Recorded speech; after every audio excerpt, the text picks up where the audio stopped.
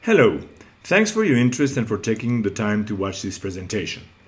We are an enterprise tech that helps organizations augment their institutional negotiation capacity and create corporate value through our AI-enabled digital negotiation platform.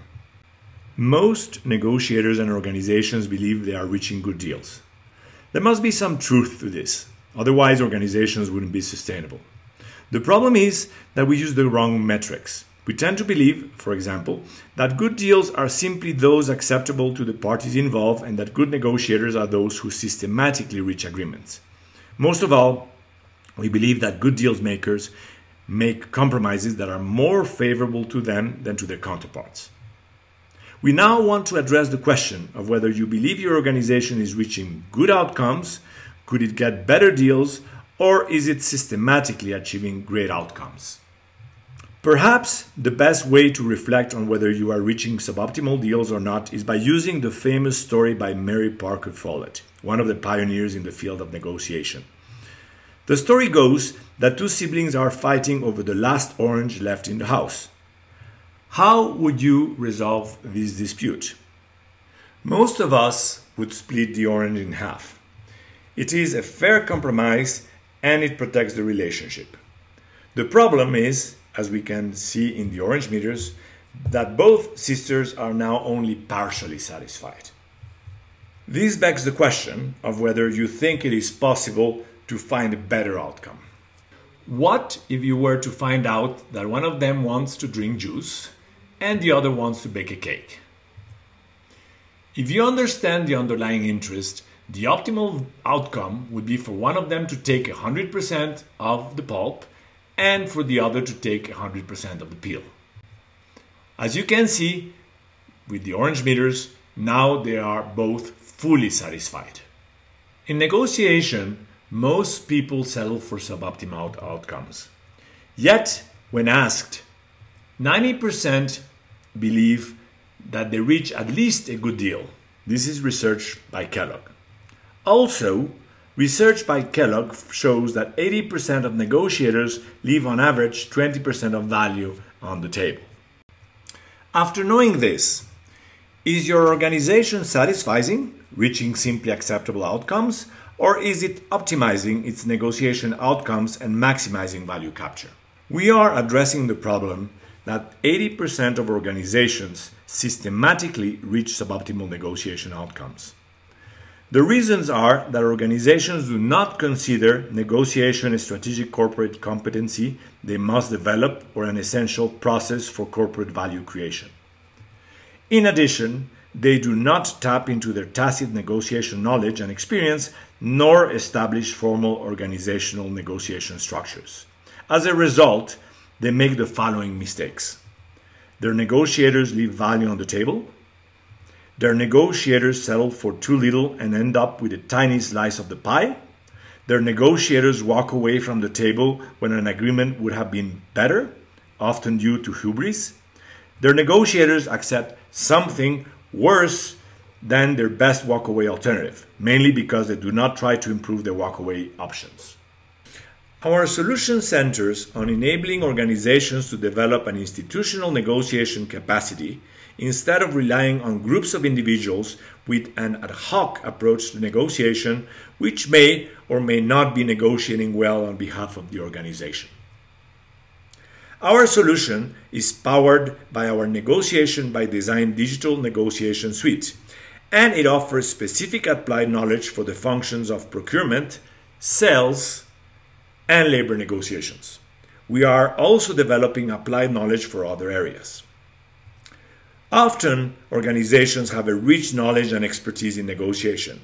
When this is the case, we begin by capturing the corporation's expertise, digitalizing it, and making it available to all members of the organization. The next step is to combine this corporate knowledge with the Negotiation by Design state-of-the-art knowledge and best practices. Then we empower the organization to apply this digitalized knowledge through a training program, the development of certified corporate champions, a digitalized negotiation portfolio management, and a set of dashboards for users and leaders. Finally, we continuously enrich corporate knowledge with our program of continuous improvement. We have several competitive advantages and differentiators. To begin with, our AI-enabled digital delivery with everything that comes with it, applied specific knowledge in the fields of procurement, sales, and labor, action learning and visual tools to facilitate learning and application of the concepts and theory, and 30 years of global experience, which allow us to provide delivery by senior consultants. With 30 years of experience, we have a significant global footprint. This is a sample of our corporate customers, our academic links, our government customers, and our NGO customers. We strongly believe in using visual tools. Here are the most important ones. We begin with a systemic approach to negotiation. We believe you need to understand what's happening in the forest before you know what's happening to the tree. Every negotiation needs to leverage 3 dimensions. The tactical dimension has to do with the quality of the interaction with your counterpart, things like persuasion. The value creation dimension is where you're looking for hidden value. The purpose is to put more value on the table on behalf of both parties, including yourself. The strategic dimension is where you worry about assessing the balance of power and finding ways to increase the negotiation power to your advantage. The negotiation canvas. One of the essential concepts in negotiation is that 70% of success in negotiation results from a good preparation. That is good news. It means that all you need to do to become a better negotiator is to learn how to prepare better. With this in mind, we developed the negotiation canvas. It is an intuitive visual tool that helps you understand the perspective of both parties in a negotiation. It allows you to prepare effectively, to conduct the negotiation, evaluate the results, document the negotiation to create learning curves, learn from your experience, standardize your negotiation approach in procurement, sales, and labor, and as a result, optimize your negotiation outcomes. The negotiation process. We know that good negotiators manage the outcome through the negotiation process. We have developed a universal negotiation process of 7 steps.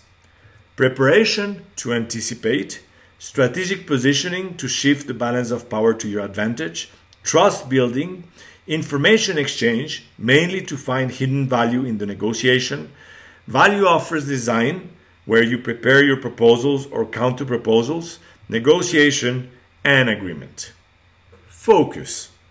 Although our approach and tools have universal application, whether you're negotiating a free trade agreement between countries or you're negotiating with your spouse, we have done a deep dive into procurement and sales because we believe that these are the 2 processes where organizations capture the most value when it comes to negotiation.